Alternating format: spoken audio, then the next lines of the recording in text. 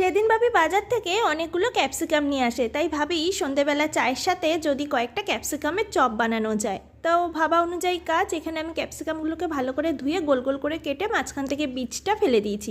তারপর দুটো আলু সেদ্ধ করে রেখেছিলাম, তার মধ্যে দিয়ে দিয়েছি চাট মশলা, ভাজা জিরের গুঁড়ো, পরিমাণ মতো নুন, ধনেপাতা কুচি, কাঁচা লঙ্কা কুচি আর পাতিলেবুর রস।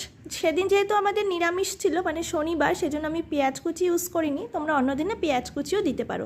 সমস্ত কিছু দিয়ে আলুটাকে ভালো করে মাখিয়ে তারপর ক্যাপসিকামের মধ্যে আলু ঠেসে ঠেসে ভালো করে ভরে নিতে হবে।